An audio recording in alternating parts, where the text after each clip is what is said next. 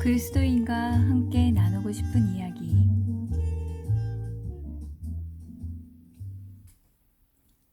대학을 졸업하고 2년 가까이 기다린 끝에 교사로 발령받게 되었습니다.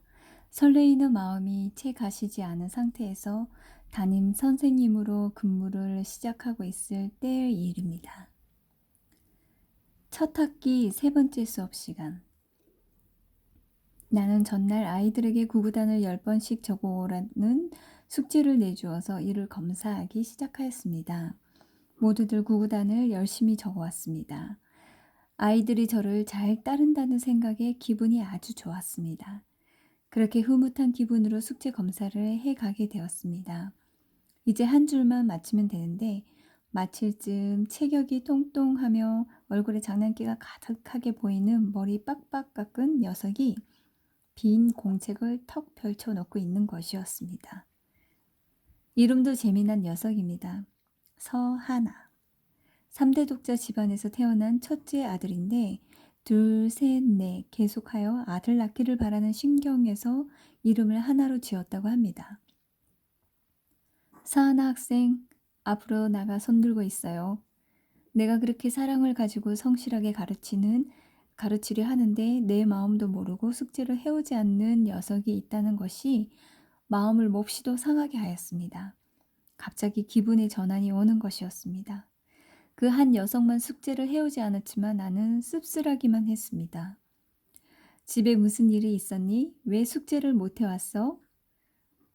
불쾌한 마음을 억누르면서 상냥하게 몇 번 반복하여 물었지만 대답이 없었습니다.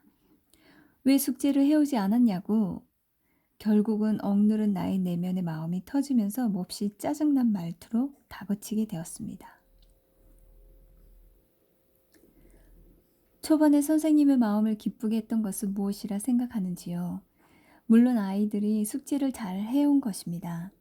그 안으로 더 들어가 보겠습니다. 아이들이 숙제를 잘해와서 아이들에게 좋으니까 기뻐한 것입니다. 아마 어느 정도는 그렇게 할 것입니다. 그렇기도 하겠지만 위의 초년 선생님은 숙제를 잘 해오게 된 것이 자기가 아이들을 잘 가르치기 때문인 것으로 느꼈을 것이에요. 그래서 그렇게 잘 가르치는 선생님으로서의 자기에 대한 만족감에서 기뻐했다고 해석될 수 있는 가능성이 높다고 하겠습니다. 왜냐하면 상황적으로 볼 때 위의 분은 이제 선생으로서 막 출발하였기 때문입니다. 초년 선생님들에게는 내가 정말 선생님으로서 잘 해낼 수 있을까? 또는 내가 설명하는 것을 아이들이 제대로 알아들을 수 있을까? 라는 식의 걱정하는 마음과 함께 훌륭한 선생님이 되어야 하는데 라는 소망의 마음이 있기 때문입니다. 아이들이 자기를 잘 따른다는 생각에 기분이 아주 좋았습니다. 라는 것에서 이 같은 마음이 있는 것을 읽을 수 있습니다. 햇병 아래 선생님으로서 특별히 자기에 대한 자기의 기대가 충족되는 것 같으니까 더 기뻐했을 것입니다. 이는 숙제를 해오지 않은 아이를 다루는 모습에서 확인될 수 있습니다. 숙제를 해오지 않은 아이로 인하여 일순간에 선생님의 기분이 변하는 것을 보게 되는 것입니다. 그 아이가 숙제를 못 해온 이유에 대해 묻기 전에, 그래서 아직은 이유를 알기 전에 기분이 나빠진 것에 유의하여야 합니다. 경험이 많으시고 좋으신 선생님의 경우에는 먼저 기분이 나빠지지 않고 이 아이가 왜 숙제를 못했을까라는 궁금증을 품으면서 그 이유를 알기 위한 다음에 작업으로 넘어갔을 것입니다. 왜 숙제를 해오지 못했구나 라는 맨 마지막의 말은 아마도 아이에게 한 것이 아니라 선생님 자기 자신에게 하는 얘기라 할 수 있습니다. 왜 숙제를 해오지 못했냐고 라는 말입니다. 자기가 자기에게 걸었던 기대감이 무너지면서 자기에게 화가 나는 것을 아이에게 얘기하듯 표현하는 것입니다. 사실은 자신이 기대한 자신이 만족되지 못함으로 인해 자기에게 화가 나는 것이라 할 수 있습니다. 그런데 실제적으로 아이에게 화를 내는 것이지요. 자기를 너무 높게 기대한 선생님이 자신에게 문제가 있는데 아이에게 화를 낸다는 것입니다. 이렇게 자기에게 원인이 있는데 남에게 원인이 있는 것을 돌리는 것을 투사라 합니다. 인간은 많은 경우 실제적으로 자신으로 인해 기뻐하고 자신으로 인해 기분 나빠합니다. 그것이 인간 내면의 실상입니다. 자신에게 집중되어 있고 자신에게 매여 있는 존재이기 때문입니다. 성경의 예를 하나 들어보겠습니다. 사무엘상 19장에 보면 사울이 다윗을 죽이려고 하는 내용이 나옵니다. 정황으로 미루어 보아 사울은 국민에 의해 점점 인기를 얻어가는 다윗에 의해 자기의 왕자에 대한 위협을 느꼈을 것입니다. 그렇기 때문에 다윗을 죽이려 하였습니다. 다윗을 죽이고자 하는 의도가 있었던 것입니다. 그런데 외견상으로는 다윗이 자기를 죽이려 한다며 다윗을 죽이려 합니다. 성경을 보면 다윗은 사울을 죽이려는 생각을 전혀 갖고 있지 않았습니다. 자기에게 상대방을 죽이려 하는 마음이 있는데 상대방이 자기를 죽이려는 마음을 갖고 있다고 뒤집어 씌우는 것도 역시 투사에 해당됩니다. 어린아이들에게 화를 내는 부모님들의 대부분의 반응은 투사라고 말씀드릴 수 있습니다. 어른들이 아이의 수준에 맞게 생각을 못하기 때문에 일어나는 경우가 태반입니다. 길을 갈 때 얘가 빨리빨리 따라오지 못하니 뭐해? 라고 하며 아이에게 뭐라 하는 경우를 적지 않게 보게 됩니다. 부모들이 빨리 걷기 때문에 따라가기가 벅찬 아이는 뒤처질 수밖에 없습니다. 부모님들이 빨리 걷기 때문에 일어나는 일인데도 아이에게 잘못이 있는 것으로 하여 야단을 치는 것입니다. 때로는 아이에게 주위의 낯선 것들이 호기심을 자극하여 쳐다보느라 늦게 되는 것인데 바삐 가야 하는 부모님들은 긍정적으로 살려주어야 하는 아이의 호기심을 보지 못하고 늦게 오는 것만 보게 되기 때문입니다. 1등만 하여온 부모님들은 아이가 3등을 하는 성적표를 가져왔을 때 마음이 기쁘지 않을 수 있습니다. 아니 아이에게 3등도 성적이라며 꾸중하는 경우도 있습니다. 어른들이 늘 1등만 하여 왔기 때문에 자기들의 아이들도 당연히 그러할 것으로 여기는 기대감이 있는 것입니다. 그런데 그 기대감에 미달이 되는 결과를 보니 그렇게 되는 것이지요. 아이 자신의 능력을 충분히 고려하여 그 아이에 맞는 것을 기대하는 것이 아니라 닫힌 의식 속에서 자기도 모르게 형성된 자기 나름의 기대감을 가지고 아이를 대하는 것입니다. 그런 경우 어른들이 기분이 나쁜 것은 아이에게 원인이 있는 것이 아닙니다. 바로 자기도 자기 안에 있는지 잘 모르는 것으로 자기의 닫힌 의식에 아이에 대해 부적절한 기대감을 세워둔 어른들 자신에게 있는 것입니다. 이 역시 전형적인 투사의 한 유형입니다. 36개월이 지난 아이에게 동생이 태어났습니다. 부모들이 동생만 사랑해 주는 것 같아서 36개월짜리 형이 엄마가 보지 않을 때 동생을 꼬집어 울게 하였습니다. 동생이 웁니다. 엄마는 이내 달려와 큰아이에게 꾸중을 합니다. 아니 형이 되어서 동생을 울리면 되니? 36개월의 아이가 형이 무엇이고 동생에게 무엇을 의미하는지 어떻게 알겠습니까? 자기도 아무것도 모르는 아이로서 엄마의 사랑을 충분히 받아야 하는데 말입니다. 36개월의 아이가 사랑을 받고 싶어서 그러는구나 라고 생각하면서 자기가 혹시 작은 아이에만 관심을 쏟는 것은 아닌가 하고 자기를 반성해 보는 엄마라면 얼마나 지혜로운 엄마인지요. 편파적 사랑을 보이는 엄마 자신에게 원인이 있는데 36개월짜리 형이 동생을 울린다고 야단을 치다니요. 36개월짜리의 형으로서의 역할을 하기를 기대할 수 있는 것입니까?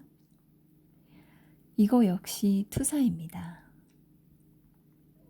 이제 동생이 만 1살이 되고 형이 만 3살 반이 되었습니다. 무엇을 가지고 놀다가 서로 가지려고 하다 싸움이 났어요. 힘이 부족한 동생은 울음을 터뜨리게 됩니다. 아빠가 달려옵니다. 형이 돼서 동생에게 양보도 못하니? 3살 반짜리 아이가 양보에 대해서 얼마나 알고 있을까요? 이러한 일화들은 바로 우리들의 얘기가 될 때가 많습니다. 자기도 모르게 큰아이를 성인으로 착각하여 기대하는 다친 의식의 영향 때문입니다. 둘째 아이를 가질 때까지는 36개월의 아이가 정말 아이인 줄 알고 대해줍니다. 그런데 둘째 아이를 가지게 되면 시각에 큰 변화가 오게 되어 있습니다. 이제 막 태어난 핏덩어리의 신생아를 보다 큰 아이를 보니 그 36개월밖에 안 되는 아이가 어른같이 느껴지는 것입니다. 당연합니다. 신생아와 비교하면 말입니다. 막 돌이 지난 아이를 보다가 3살 반이 지난 아이를 보면 3살 반짜리가 아이로 보이는 것이 아니라 어른으로 보이는 것이지요. 막내는 부모님들에게 항상 아이고 큰아이는 항상 어른스럽게 느껴지는 것입니다. 또 그렇게 기대하는 것이지요. 그러한 자기의 기대감 때문에 화를 내게 되는 것이지 실제 아이가 아이의 수준에서 잘못을 하여 그것을 정확히 보고 화를 내는 것은 아닙니다. 그렇기 때문에 어른들은 아이들에 대한 화는 대부분의 경우 자기에게 원인이 있는 것을 아이에게 돌리게 되는 투사에 해당되는 것입니다. 여기서 자세히 다룰 문제는 아니지만 둘째 아이를 보게 되었을 때 큰아이에게 말과 행동, 뽀뽀 등으로 사랑을 표현하는 것을 의도적으로 하시기를 바랍니다. 이제 막 태어난 아이는 아직 그러한 것들의 의미를 알지 못하나 큰아이는 알고 있기 때문이죠. 물론 사랑하는 마음이야 둘에게 똑같이 가져야 하는 것은 말할 나위가 없는 것이지요. 단지 잠시적인 것으로 두 아이의 성숙 단계를 고려한 지혜라 할 수 있겠습니다. 또 아이를 언제까지 아이라고 할 수 있을까요? 큰 아이는 분명히 아이입니다. 아이를 벗어나는 그때까지 아이에 맞는 적절한 사랑을 주는 것을 잊지 않으시기 되기를 바랍니다. 사례에서 보았던 저의 반응은 투사가 들어 있습니다. 이상에서 투사가 무엇인가에 대해서 충분히 이해하셨을 것이라 생각됩니다. 다시 한번 정리한다면 투사란 자기에게 어떤 부끄럽고 수치스러운 원인이 있는데 그러한 자기 자신이 있는 그대로 드러내기보다는 자기 밖에 다른 사람이나 다른 상황에게로 원인을 돌리는 것입니다. 그럼으로써 겉으로는 자기는 아무런 책임이 없는 것을 보이게 되어 마음 편히 눈가림을 할 수 있는 것입니다. 당연한 것이지만 하나 더 꼭 짚고 넘어갈 것은 투사는 항상 부정적이고 악한 일에 대해 일어나게 되는 것이 있다는 것입니다. 긍정적이고 선한 일에 있어서 그 원인을 자기 밖으로 돌리는 것이 결코 아니라는 것입니다. 이는 프로이드에 의해서 발견된 마음의 흐름에 대한 법칙인데 얼마나 정확한 관찰인지 모르겠습니다. 좋은 일의 공을 다른 사람에게 돌리는 일은 전부 열린 의식으로서 일어나는 것으로 이러한 좋은 마음들의 원리에 대해서는 또 다른 좋은 용어를 개발해야 한다고 생각하고 있습니다.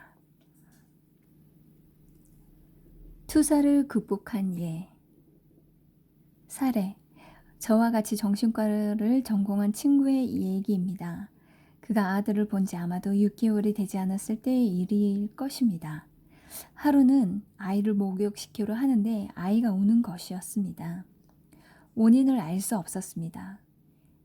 애가 왜 울까라는 궁금증을 가지고 가능한 원인들을 체크하기 시작하였습니다. 물이 뜨겁거나 차지 않은데 배가 고파서 우나? 아니, 엄마가 젖을 먹인 지 1시간밖에 되지 않았다고 했는데 하나씩 원인이 될 만한 것을 찾아보았으나 찾을 수가 없었습니다. 그런데도 아이는 계속해서 우는 것이었습니다. 친구는 "얘가 왜 울어? 아빠가 지휘에 목욕시켜 준다는데 라는 식으로 자기 위주로 생각하지 않았습니다. 무엇인가 까닭이 있으니까 운다고 생각하며 부모인 자기에게 의해 생길 수 있는 원인을 찾아보는 것이었습니다. 이것저것 생각해 본 뒤 언뜻 얘가 혹시 내가 아는 자세가 불편해서 우나? 하면서 아이를 올려놓은 손의 위치를 이렇게 저렇게 변화를 주어 봅니다. 갑자기 아이의 울음이 멈추었습니다. 어느 순간의 위치에선 울지 않은 것입니다. 친구는 그래, 아빠가 너를 불편하게 했구나 하며 조심스럽게 그 자세를 견제하면서 아이의 목욕을 성공적으로 끝마칠 수가 있었습니다. 만약에 아빠 자신이 자세를 불편하게 잡아서 우는데도 자기를 위해서 목욕시켜 준다는데 왜 우는 거야? 하면서 우는 것에 대해 원인을 아이에게 돌렸다면 영락없는 투사가 되는 것이지요. 저의 친구는 정신과 의사로 자기 성찰의 훈련을 받고 있었습니다. 그렇기 때문에 자기를 먼저 돌아보는 의식이 어느 정도는 성숙해 있어서 투사를 극복할 수 있었다고 할 수 있습니다. 투사에 대해 생각하면서 여러분의 마음속에서는 어떤 것들이 지나갔는지요? 어떤 분들은 다른 사람들의 행동이 생각이 나면서 아하, 그 사람의 그것은 투사구나 하면서 우선 다른 사람들의 투사에 대해 생각하게 되지는 않게 되던지요. 저의 경험을 통해 말씀드린다면 투사를 배우고 나면 다른 사람들의 투사가 정말 눈에 많이 띕니다. 그래서 동료들끼리 상대방의 언행을 놓고 서로 투사하며 한바탕 재미나게 논쟁을 벌이곤 하였습니다. 그렇게 배운 지식도 우선 자기 편하게 사용하게 되어 있는 것이 인간 타락한 본성인 것입니다. 여러분들은 그렇게 되지 않기를 바랍니다. 자기도 모르게 상대방을 향해 따다다 총을 쏘듯이 투사를 하여 왔는지 모르겠구나 하는 주의하는 마음이 생겨나기를 바랍니다. 문제나 갈등이 있으면 먼저 자신을 살피는 마음들이 커갔으면 좋겠습니다. 위에 저의 친구와 같이 자기를 먼저 살피는 자기 성찰의식이 깊어지기를 바랍니다. 두 번째, 억압. 사례. 50대의 부인이 있었습니다. 자궁암의 증세로 호소하며 산부인과를 찾았습니다. 검사 결과는 자궁암은 물론 아니고 특별히 다른 이상이 발견되지 않았습니다. 그래서 정신과로 전파되어 온 한 분이었습니다. 그분의 진료를 담당하면서 그분과 그분의 남편으로부터 재미나는 과제를 받게 되었습니다. 두 분은 금실이 비교적 좋은 분이었습니다. 그런데 이상한 것이 하나 있었습니다. 그것은 부인의 남편의 음주와 흡연에 관한 반응이었습니다. 보통의 여자들은 남자들이 술을 하는 것에 대해서는 남성상과 연관지어 비교적 호의적이고 담배를 피우는 것에 대해서는 상대적으로 싫어하는 데 비해 이 부인은 그 정반대라는 것이었습니다.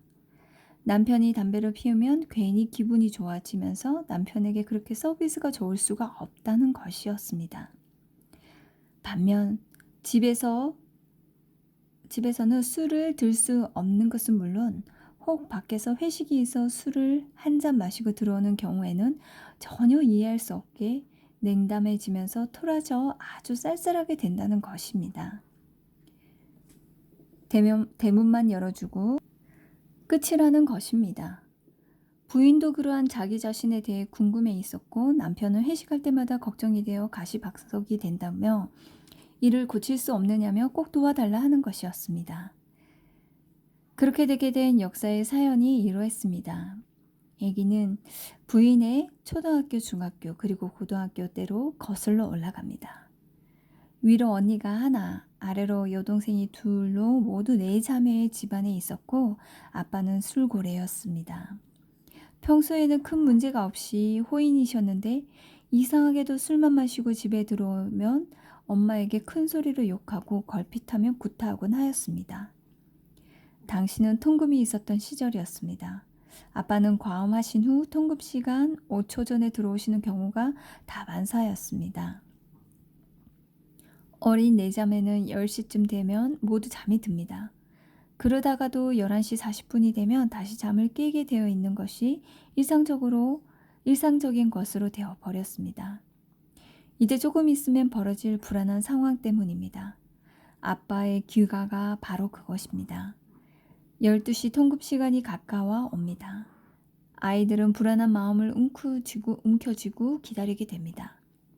아빠의 주정하는 소리가 저 멀리서 조그맣게 들려옵니다. 쿵덩쿵덩 하는 심장의 고동 소리가 느껴집니다. 그 고동 소리는 아빠의 커지는 목소리와 함께 커져갔습니다. 아빠가 문 앞에까지 오셨나 봅니다. 아빠의 발에 치이는 대문의 비명소리, 그리고 연이어지는 욕, 엄마한테 대한 욕들, 참으로 듣기 싫은 욕짓거리였습니다. 아무런 불평 없는 가게를 꾸려오시는 그 착한 엄마를 아빠는 왜 그리도 모진 욕으로 수치를 가하셨는지, 왜 빨리 나오지 않느냐고 괜한 호통을 치시는 아빠에게 한 걸음씩 달려가시는 엄마. 아니, 그런 엄마에게 아빠는 손찌검을 하시는 것이 아니겠습니까? 방문을 찔끔 열고 벌어지는 상황을 쳐다보는 아이들의 눈에는 이미 눈물이 흠뻑 고여 있었습니다. 그 눈물은 꼭 슬픈 눈물만은 아니었습니다. 착한 엄마를 아무런 이유 없이 욕하고 때리는 아빠에 대한 표현할 수 없는 분노를 사귀는 눈물이기도 했습니다. 아빠는 술도 많이 마시는 분이셨지만 흡연도 못지않게 하셨습니다. 한바탕 소란을 피우신 아빠는 담배를 피울 준비를 하는 작업으로 넘어가십니다. 당시에는 지금과 같이 낱개로 말아진 담배는 아주 귀한 것으로서 보통의 분들은 연초가루가 담긴 주먹만한 종이통을 가지고 다니면서 담배를 피우셨습니다. 담배를 피울 수 있게 말아야 했기 때문에 담배를 피운다는 것이 지금과 같이 쉽지가 않았습니다. 자, 아빠가 연초가루가 들은 종이통을 안주머니에서 꺼내 마루에 내려놓습니다. 그리고 마초를 마를 종이를 마련하기 위해 신문지를 들고 적당한 크기로 접은 다음 찢기 쉽게 혓바닥으로 침을 칠합니다. 그리고 나서 찢습니다. 그 찢은 종이를 마루바닥에 놓고 그 위에 담배가루를 적정량 올려놓습니다. 다음 손으로 말아 담배계피 같은 모양을 만듭니다. 마지막으로 종이의 양 끝에 다시 혓바닥으로 침을 칠해 잘 붙도록 합니다. 작업이 다 끝났습니다. 이제 복잡한 과정을 통해 만들어진 담배 계피를 입에 물고 불을 붙인 뒤 힘을 다해 오랫동안 들어 마십니다. 다 흡입하신 뒤 화를 내뿜듯이 담배 연기를 길게 품어내십니다. 이상한 것은 그런 다음에 아빠의 태도가 상당히 누그러지는 것입니다. 마치 잠깐 정신이 나갔다가 재정신이 들어오는 사람같이 말입니다. 우선 엄마에게 퍼부어졌던 욕말이 사라지는 것은 물론이거니와 구타도 깨끗이 없어지는 것입니다. 집안의 평화가 깃들게 되는 것이지요. 아마도 담배 계피를 만드는 것이 별거 아닌 것 같은데 그 시간 동안에 흥분되었던 감정이 가라앉는 데 도움이 되는 것 같습니다. 또 정성스럽게 마련한 후 담배 연기를 한껏 들이는 것이 진정 효과가 있었던 것 같습니다. 그렇기 때문에 문틈 사이로 가슴 조이며 지켜보던 아이들은 그 요란하게 벌어지는 상황 속에서 아빠의 손이 담배를 피우기 위해 안주머니로 향하기를 몹시도 애타면서 기다리게 되는 것이군 하였습니다. 아빠의 손이 안주머니로 향하면 이제 상황은 끝이기 때문입니다. 부인은 어린 나이에 여러 해 동안 그런 상황 속에서 살아왔습니다. 그렇게 하여 이 부인에게는 술에 대해서는 알지 못하는 부정적인 태도가, 그리고 담배에 대해서는 똑같이 알지 못하는 긍정적인 태도가 생기게 된 것입니다. 술에 대해서는 과음하신 뒤 이유 없이 엄마를 구타하는 아빠를 보면서 피어난 아빠에 대한 분노가 연결되어 있었던 것입니다. 어린 여자애였을 때 어떻게 그 막강한 아빠에게 감히 한마디라도 분노를 표현할 수 있었겠습니까? 아니, 그러한 분노의 표현이 얼굴에 드러날까봐 전전긍긍하였을 것입니다. 아이는 상대가 될 수 없으니 우선 제일 쉬운 방법으로 억압하는 것입니다. 그렇지만 마음 안으로 들어간 것이지 없어진 것은 아닙니다. 자라면서 그 구체적인 사실은 잊혀져 다친 의식의 깊은 곳으로 들어가게 됩니다. 그러면서 다친 의식에서는 술은 분노를 일으키는 것이라는 등식이 자리 잡게 됩니다. 그래서 그 다음에는 술을 먹는 사람들을 보면 자기도 모르게 다친 의식 속에 그러한 등극이 자극이 되는 것이죠. 그렇게 되면 어렸을 적 아빠에게 향하던 그러나 표현할 수 없었던 분노의 마음이 이 부인을 사로잡는 것입니다. 그렇기 때문에 술을 먹고 들어왔을 때 남편에게 보였던 냉랭함은 결국 아버지에게 갚아야 했던 분노라고 말씀드릴 수 있습니다. 술을 먹고 들어온 남편에 대한 정당한 반응이 아니라 엄마에게 이유 없는 욕설과 구타를 하였던 아빠에 대한 반응인 것입니다. 그렇게 우리가 다친 의식에 대해 모르면 상대방을 상대방 그 자신으로 대하지 못하고 과거에 누구를 대하듯 대하게 되므로 말미암아 관계에 왜곡이 생기게 되는 것입니다. 우리는 각각의 모든 사람을 각각의 사람으로 대하는 능력을 날마다 배양해야 가야 할 것입니다. 그러려면 우선 다친 의식의 개념과 함께 중요한 마음의 원리들을 어느 정도 알아야 합니다. 그 다음에는 구체적인 사례를 통해 그 개념을 자기 것으로 만들어가는 훈련이 필요합니다. 이는 자기를 이해하기 위해서뿐 아니라 상담자나 사람 앞에서는 지도자급의 사람들에게는 절대적으로 필요한 것이라 하겠습니다. 술에 대한 반응에 대해서는 위와 같이 설명될 수 있습니다. 마찬가지로 동일한 원리를 적용하여 담배에 대한 부인의 반응을 이해하실 수 있으실 것입니다. 또 부인의 마음 흐름의 원리에 대한 접근을 스스로 하실 수 있으리라 생각되기 때문에 그에 대한 설명은 생략하기로 하겠습니다. 특별히 아빠에 대한 느끼는 감정을 이 부인이 어렸을 적에 자기도 모르게 처리한 것을 억압이라 합니다. 열린 의식에서 받아들이기 곤란한 충동, 욕망, 감정, 생각, 소원, 환상, 기억 등을 다친 의식으로 눌러넣는 것을 말합니다. 이 부인에게 적용하여 설명드린다면 아빠에게 느끼는 분노심을 직접적으로 표현한다든지 또는 자기가 아빠에게 분노심을 갖는 그러한 나쁜 아이라는 것을 열린 의식에서는 받아들이기가 어렵기 때문에 억압했다고 할 수 있습니다. 억압을 보통 나중에 설명할 방어 기제의 기초가 되는 가장 보편적이고 1차적인 것이라 합니다.